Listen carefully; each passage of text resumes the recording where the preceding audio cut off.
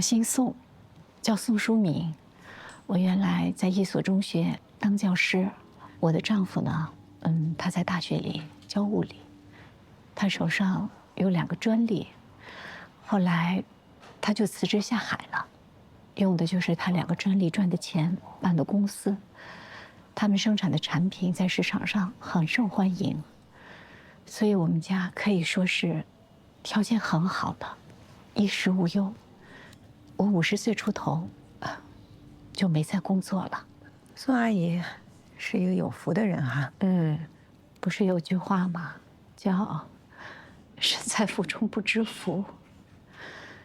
我年纪轻轻回了家，一个人在大房子里很无聊，每天就在家里走来走去。打麻将呢，我没有兴趣；这跳广场舞，我也拉不下这个架。我先生那几年，真的就是没白天没黑夜的在生意场上，他根本就顾不上我。就这样过了2年，我觉得我自己都要得抑郁症了。每天吃完饭没有事情做，我就会一个人走到窗户前，就这么站着，呆呆地看着地下，常常就会有想跳下去的冲动。那您的孩子呢？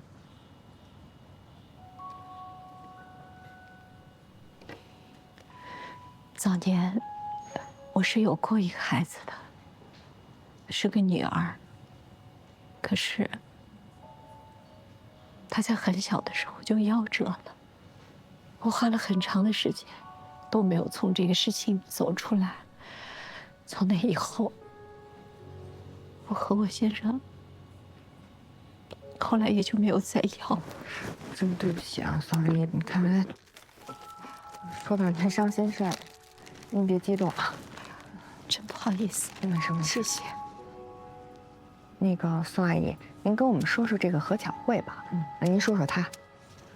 我是3年多以前认识他的。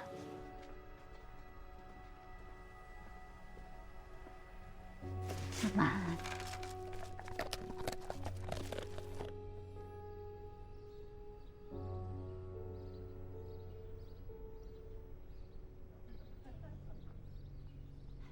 大家好，大哥你好，那个我是生物科技公司的市场专员，我这儿有几款这个纯天然的这个保养品，特别适合老人跟孩子。不用了，谢谢。没事，我们可以试吃的。我们不要了啊。谢谢。好。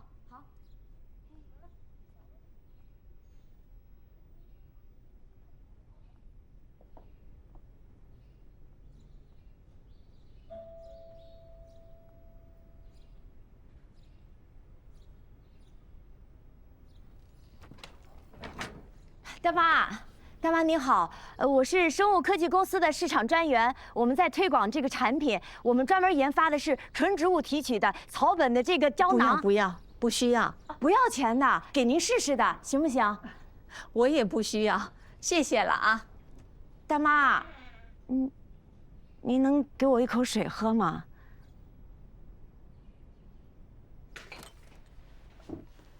姑娘，怎么称呼你啊？大妈，我叫何巧慧儿，您叫我巧慧儿就行了。大妈，你怎么称呼啊？我姓宋，来坐吧。哎，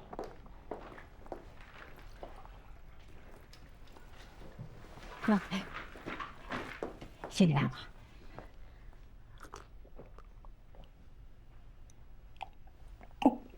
哎呦，你慢一点。大妈，我干这行这么长时间了，能让我进屋的，您还是第一个。没事，快坐呀。哎，谢谢大妈。不谢。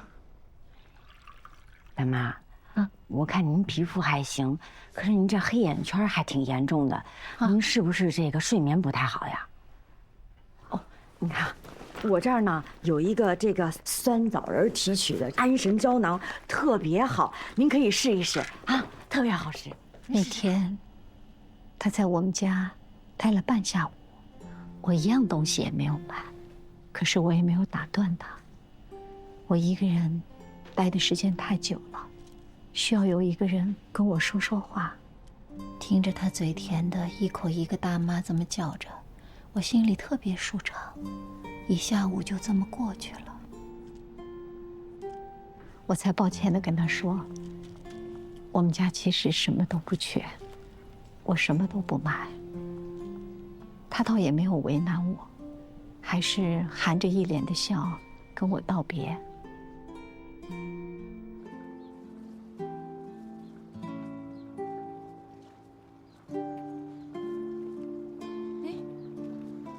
姑娘，你怎么坐这儿没走啊？哎呀，你怎么哭了呀？大妈，我没事儿，我就是心里憋得慌。那个，我在这哭一会儿，我一会儿就走，您甭管我，您走吧，大妈。你别难过了，有什么你跟我说说嘛。大妈，干我们这行实在太难了。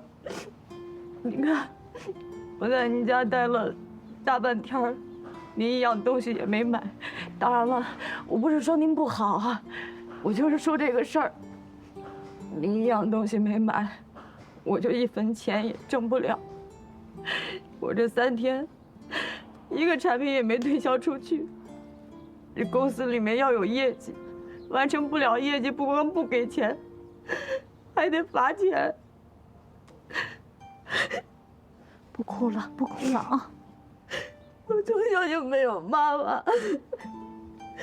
我家里还有一个生病的爸，你说我又这么笨，我的命怎么就这么苦呢？大妈，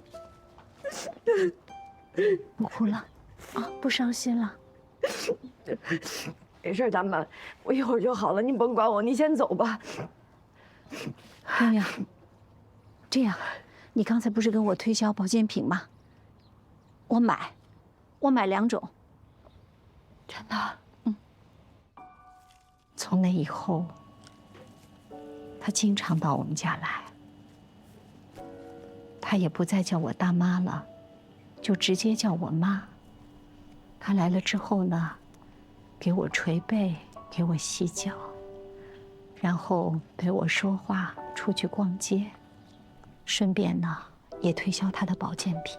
这些保健品我从来都没有吃过，可我还是不停地在买。慢慢的，就那么攒了大半个屋子。我大致算了一下，我从他那儿光买保健品，前后买了将近60多万。那您爱人看不见吗？您老公不管？我先生一开始是跟我说的，让我不要去买这些东西。可是我跟他讲，从巧慧来了我们家之后，我的心情是比过去好了很多了，我也不再忧郁了。除此之外呢，这个孩子还和我们家女儿是同一年出生的。我甚至都在想，这可能是老天爷给我的补偿吧。那我先生说，如果能换来你的高兴，要买就买吧。后来他就不再去推销保健品了，专门来陪我了。我确实也没有亏待他，每个月我会给他2万块钱的工资，然后其他的零零碎碎的也给了他不计其数。在这期间，他也开了自己的公司，交了男朋友。哎，妈，哟，巧慧来了。妈，您看，这就是我总说的大民，还叫人啊？阿姨好，叫什么阿姨叫妈呀？真是。妈好。来看一下。总听巧慧说起你的。妈，您看看，大明给你买的智能手机啊，厉害吧？花什么钱呢？真是。应该的，应该的。花钱真的是。他欠您这500万是从什么时候开始的呀？从他不再去推销保健品，专门来陪我开始的。一开始是有借有还，所以等他再借钱的时候，我就没有多想。就这样，在这2年多的时间里，这个孩子总是还小头接大头，又陆陆续续从我那借走了200多万。那他借这么多钱，您先生不管吗？我先生不知道，他所有的心思都在自己的公司上，我也没有告诉他。直到后来，巧慧一次性要跟我借100万的时候，我觉得有必要跟我先生说一声。我告诉他之后，他不同意我借。可是我哪听得进去啊？他拗不过我，就跟我说，如果要借的话，一定要记得让对方写欠条。那个时候，我们家是真的有钱，我先生挣钱的能力好像是无穷尽的。其实我自己什么都没有用，都给了巧慧了。可是谁能想到，我先生他说倒就倒下了。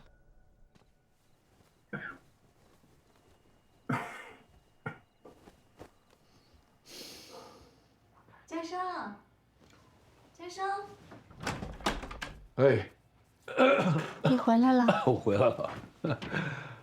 呀？你怎么又抽上烟了？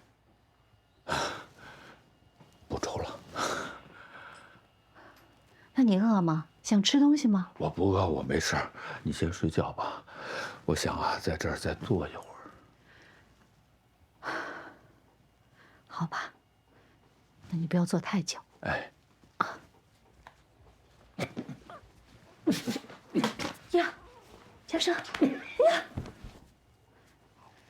快，家生，快，家生，家生，家生，家生，家生，家生。他的情况还不算太糟，如果及时的进行手术，再配合术后的治疗，他的生命可以得到延长。这样，您先去把押金交上，我们会尽快安排手术的。押金要交多少？先交10万吧。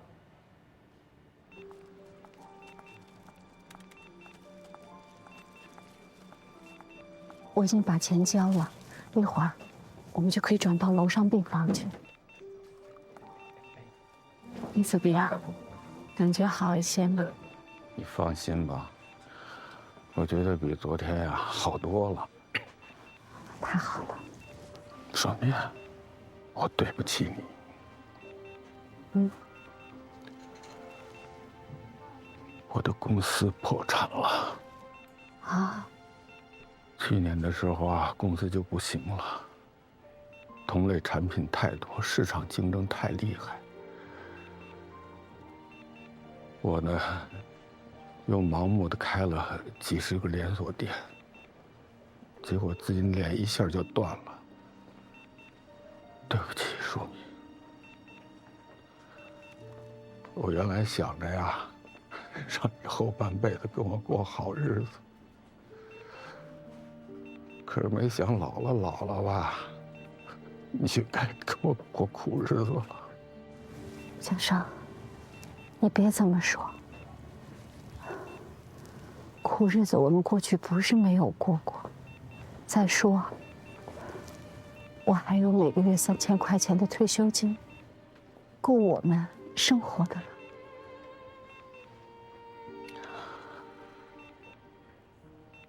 还有就是咱们的家，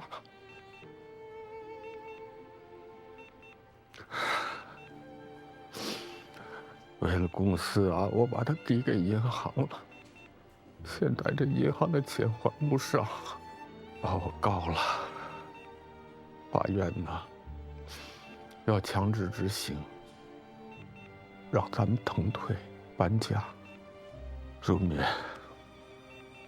咱们马上就是无家可归的人了。只要我们活着，总会有办法的。你在，家就在。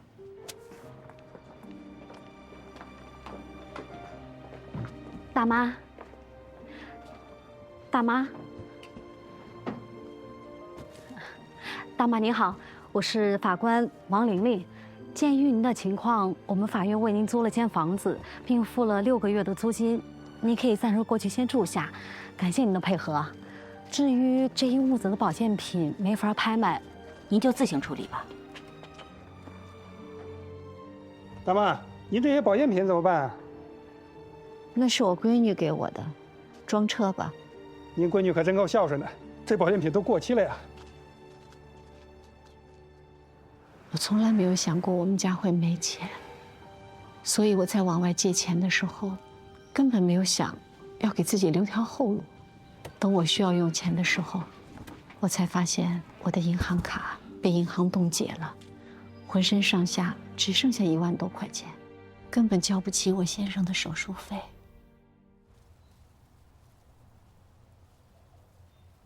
那都到这个时候了，您去管那何巧慧要去啊？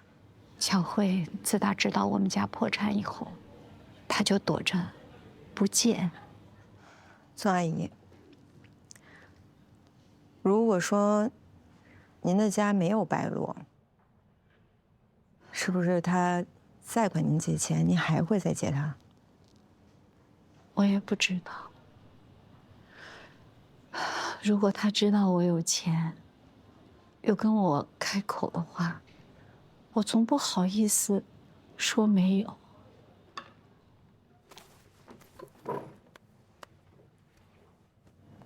英子，董总给咱们发信息了。苏阿姨，不好意思，我们有个急事需要处理一下，您稍等一下啊。夏律师啊，你的这2个同事，是不是不打算接我的案子？没有，宋阿姨，我这2位师姐都是特别正义的人，他们一定会接您的案子的，您放心。这案子咱不能接啊。我在想，就算咱们今天能把他钱打回来，他明天照样会被人坑。而且他现在可能连代理费都交不起。肯定交不起啊！咱们现在自顾不暇，哪有功夫去可怜别人？再说了，你听他说的那个何巧慧了吗？跟这种人打交道最麻烦了，还不够功夫钱呢。那咱可说好了啊，你别一会儿又看他可怜，你又动摇了。放心，我听你的，那就不急。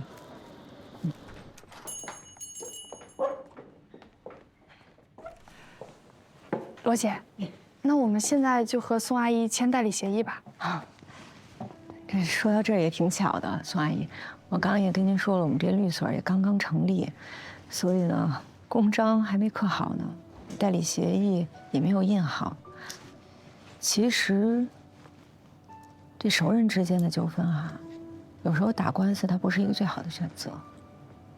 我们虽然是律师，但是也不能挑送架送。如果还是可以协商的话，最好还是不要对簿公堂的好。因为我刚才也看到，其实您对这个何巧慧还是有感情的。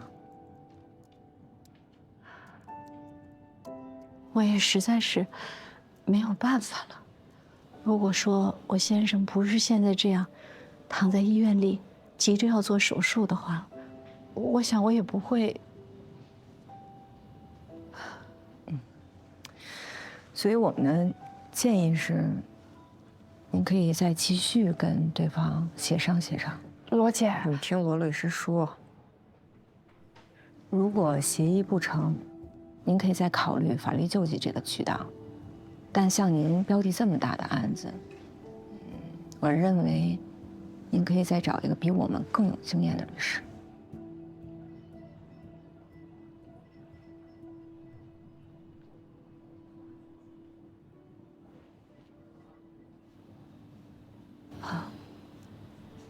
那给3位添麻烦了。哦，对了，宋阿姨，我必须给您提个醒儿，您这里面有一张100万的欠条，距离诉讼时效到期已经很近了。如果您打算还想把这笔钱要回来的话，最好尽快去法院自己提起起诉，立了案。过了诉讼时效，就算你有这证据，也不行了。谢谢啊。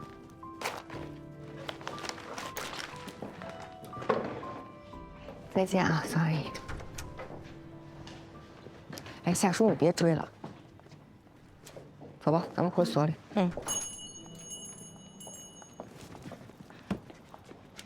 不是，这什么意思呀？你们让我去拉案子，现在案子拉来了又往外推。宋阿姨有些钱的诉讼时效马上就要到了，咱们不管她，谁管呀？不是不管，是管不了。咱们所刚刚成立，连个章都没有，怎么接呀？那我现在就去刻章，一会儿就拿回来了。瞎说，不是章的问题。咱们现在百废待兴，没有精力办这种案子。你们没有时间，可我有啊。我每天不就是去法院门口撒名片拉案子吗？那现在案子拉回来了，你们没有精力，那我自己接行吗？你非要接，我们也不拦着。啊！但是我告诉你，这个案子远没有看上去这么简单，你可想清楚了。哎，瞎说！他这个案子涉及2条人命，他和他先生的，你确定你能担得起吗？能担的人不想担，想担的人担不起，让宋阿姨怎么办？这个世界上需要解救的人多了去了，比如我们3个现在就很需要被解救。你们是觉得宋阿姨交不起代理费？那我帮她交，我那车刚好卖了80多万。哎呀，夏叔，你怎么听不明白啊？这个案子比想象当中要困难多了，它不只是代理费的问题。那有困难就去解决呀，反正我不能见死不救。我在法院这么多天，撒了那么多名片，没有一个人拿正眼瞧我，只有宋阿姨信任我，我不能辜负她。走吧。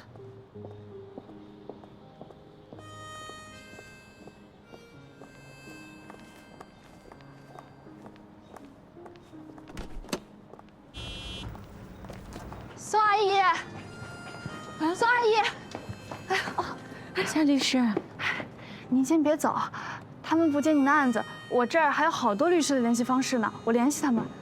哦，那太谢谢你了，我现在就给他们打电话。嗯。秋华啊，我知道你要说什么。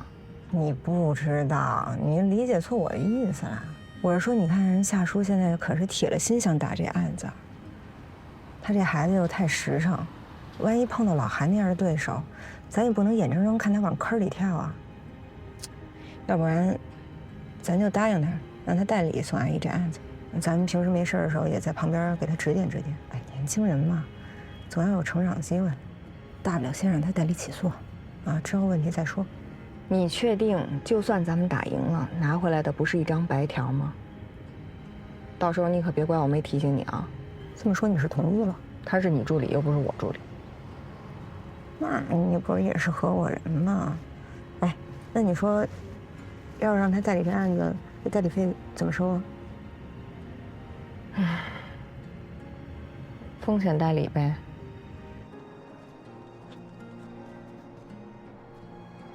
夏律师啊，实在不行就算了，你的好意我心领了，我在想别的办法。宋阿姨，您先别着急，我这还有好多律师的联系方式呢，我再多打几个啊。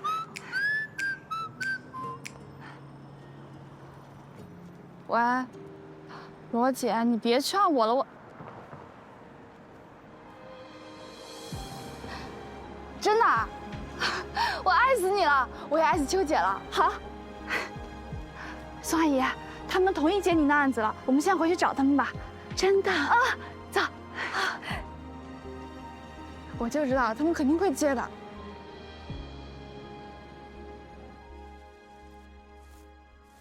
宋阿姨，您现在手头上的证据就能证明，标的有300多万，代理费就得3万多，这笔费用您打算怎么办？哦，这么多呀！可是我现在连给我先生做手术的钱都拿不出来啊。我替宋阿姨交。这样吧，宋阿姨，要不咱们就签全风险代理，就是说，这前期我们先不收费，如果把这个钱给您打回来了，我们提成15%。如果您同意的话，我们现在就可以签协议。同意的，啊，只要把钱打回来，别说是15%，我觉得给你们50%都是应该的。这是协议，您看一下。可以了，签哪儿？您还是好好看看吧。还有，您得从今天就开始戒掉对别人无限信任这种毛病。好，要不然你先回去，一会儿我跟夏叔去陪宋阿姨练。行，那我先去结账。我把车钥匙给你。宋阿姨，哎，我还有几句话想嘱咐您一下。您这个案子事实清楚，这300万呢也是有凭证的，而且证据也没问题。但困难就困难在如何执行。所以您起诉的事情，可千万不能让何巧慧知道。万一要是被她知道了，我估计连送传票都是问题。啊，您记住了吧？啊，记住了。那我先回了。哎呀，哦。好了，看好了。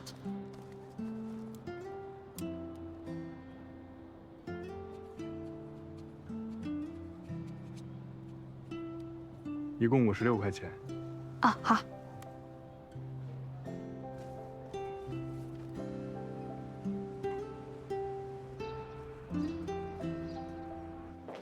宋阿姨，立上案了，这是立案的回执单，您一定要收好了。那现在您就可以回家等着了，等待法院安排开庭的时间。我这边还有点事儿，就不能送您了。不用送，不用送，你忙你的。好，那我先走了，再见。所以，那我们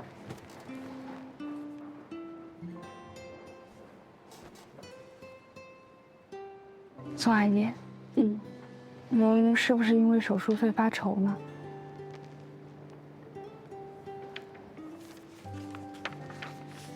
您丈夫手术需要多少钱？要10多万呢。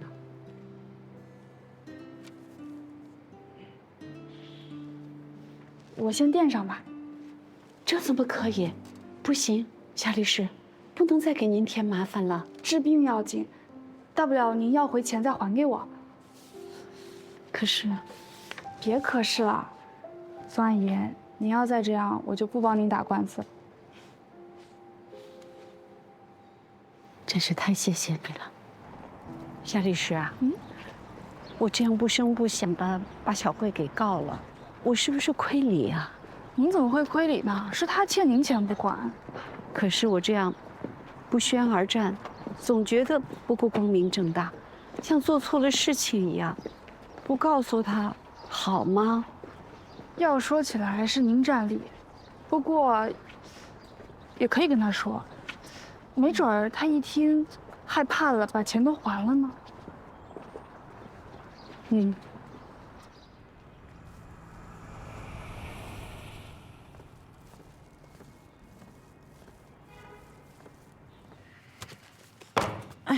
六屋，你们小点声。哎，好嘞，嫂子。妈，怎么这么巧啊？我正要给您打电话呢。干妈实在对不住啊，你原谅我。哎呀，什么事儿啊，妈？啊？干妈实在走投无路了，我现在只能依靠法律的途径，来帮助自己解除这个困境。什么？对不住了啊，巧慧，我已经起诉了。妈，妈，不是，您说咱们娘俩是好了这么多年了吗？多大点事儿啊，你就把我给告了？在你的心里，你就没把我当成亲闺女，不然你也不会做这样的事儿。妈，你是不要你这个闺女了吗？巧慧，你叔叔现在躺在床上，急需动手术，再不做手术的话，他这条命就要没了。您这是有困难就跟我说呀，您是我妈，我再难我也不可能不管您，不管我干爹是不是？那你也不能把我给告了吧，妈？你不要哭，巧慧，你现在如果能还我一些钱，我就不告你了。哦，不对，现在律师那儿3万多的诉讼费是他借我的。如果你现在能把这个钱还我，再把你叔叔要做手术的10几万块钱还我的话，那我就不告了。真请律师了，问问律师是谁？律师，咱娘俩用不着吧，妈啊？那律师是谁呀？律师是我请的，人家是来帮我的。哎呀，我知道啊，我就是寻思着啊，想找人家，见人家，问问人家怎么办。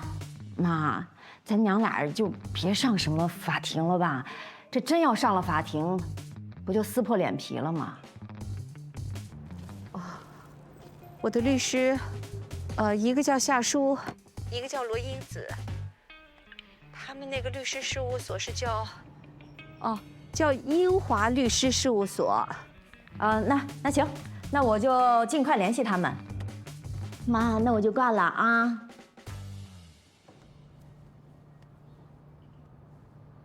我去打听一下这俩律师啊，什么来头？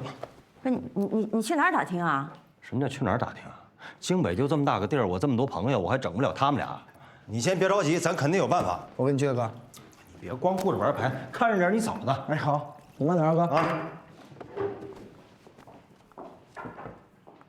何总，这个孙先生家里遇到点事儿，急需用钱，想着来咱们这儿咨询一下。雷子，哎，好，好，来，兄弟，家里怎么了？用多少钱啊？刚才护士跟我说，你们已经欠了1万多的押金，先交上吧。哦，钱我已经找到了，明后天就能交上。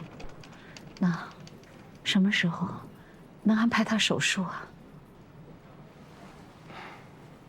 他的癌细胞扩散的速度比我想象中还要快，现在进行手术已经失去意义了。我建议还是保守治疗，先进行化疗吧。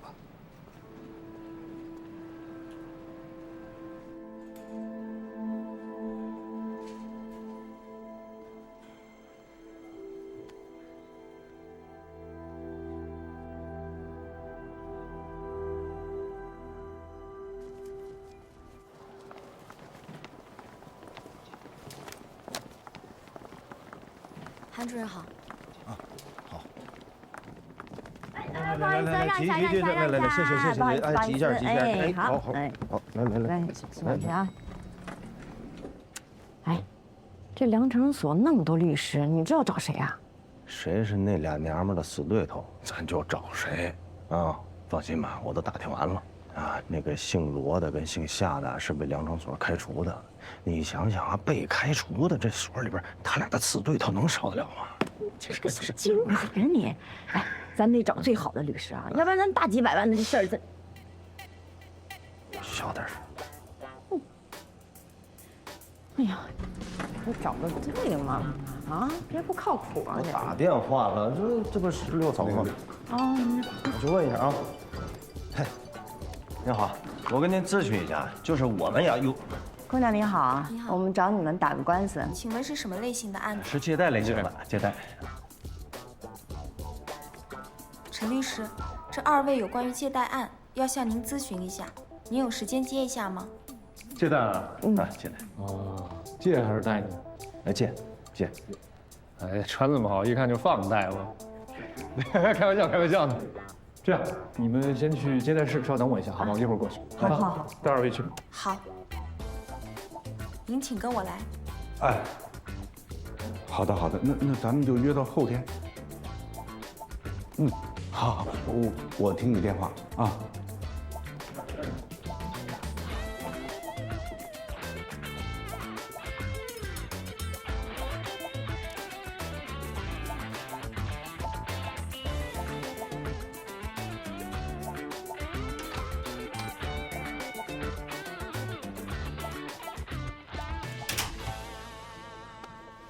哎呦，郝律，陈律师，这一大早就这么用功啊？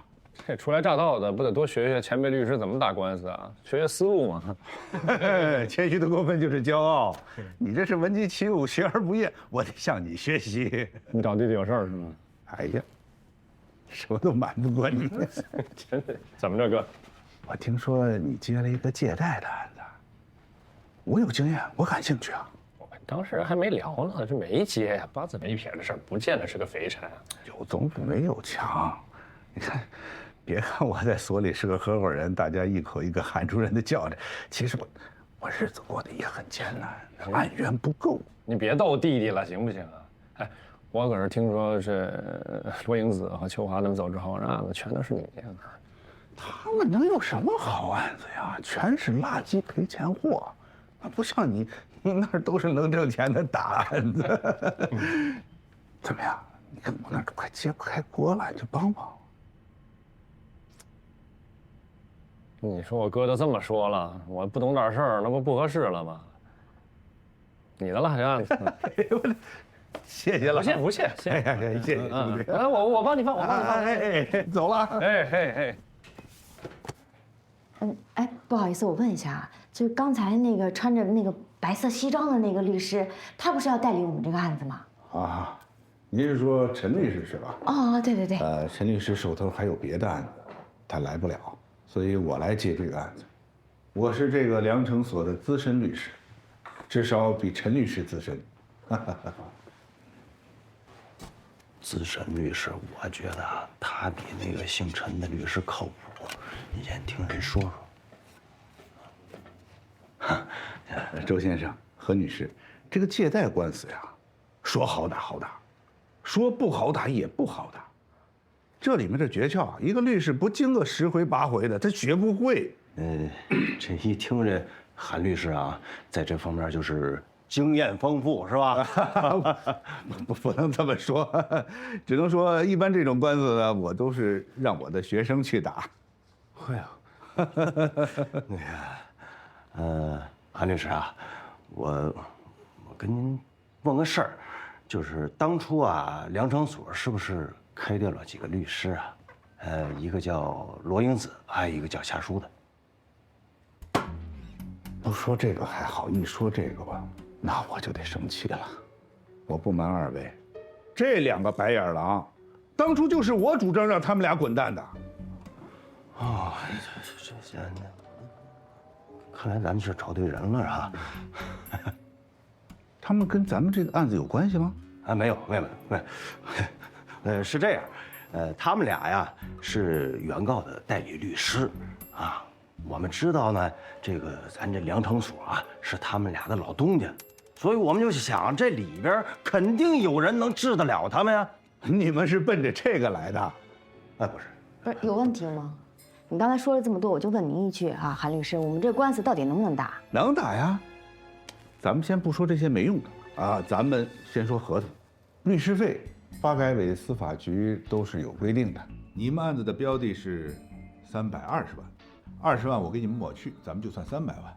那代理费就应该是14.4万，咱们签了协议，先交70%，剩下的一审开庭之前再交清，没问题吧？韩律师啊，您的出台费实在是太贵了，我们请不起。来，大明，走，换另外一家。我再说一句，罗英子和夏书曾经是我的手下，没有人比我更了解他们。你们出去以后再找别家，万一觉得不行再回来，少于30个，那咱们就别谈了。要这样，咱们再坐下跟他聊聊，我跟你再看看价儿。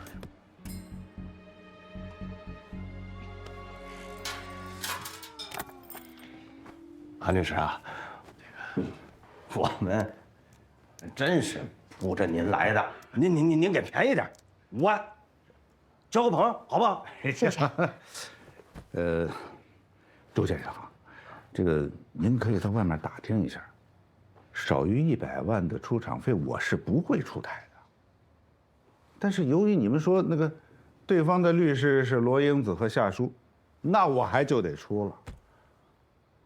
这2个忘恩负义的，我得教他们怎么做人。但是律师费这一块，国家规定在那儿放着呢，我降我就违规了。等你们签了协议，交了钱，我再告诉你们官司该怎么打。那个时候你们就知道我哪儿值这14万了。行，谁让对方的律师是罗英子跟夏书呢？啊？这2个白眼狼，这样，我优惠1.4万，咱们13万，1分都不能再少。小谭，哎，你把身份证和这个协议咱们备份复印。为什么整天？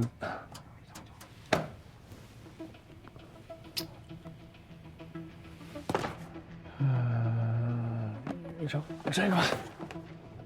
哎，陈律师，所里现在规定啊，借阅案卷一律登记，麻烦您登记一下。啊？哦哦。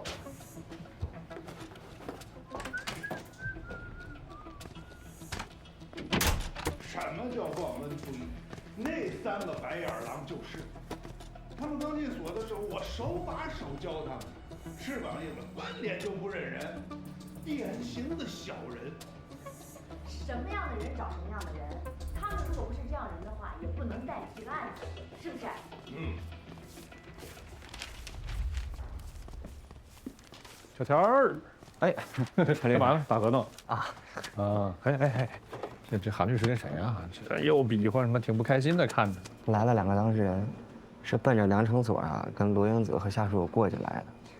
他们欠罗英子当事人好几百万啊，死活不还，要起诉他。我师傅一听标的很大，连拱火带窜的，这臭骂了罗英子他们呀，不忽悠人家把合同签了啊？嘿，那这当事人算找对人了是吧？可不呗。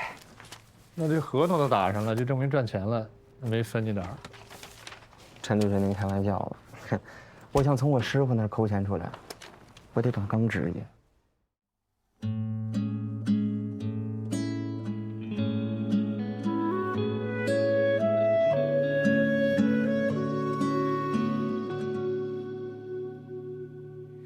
雨怎么迷上了眼睛？等待一束风来把它唤醒，肩上的太阳和雨水的重量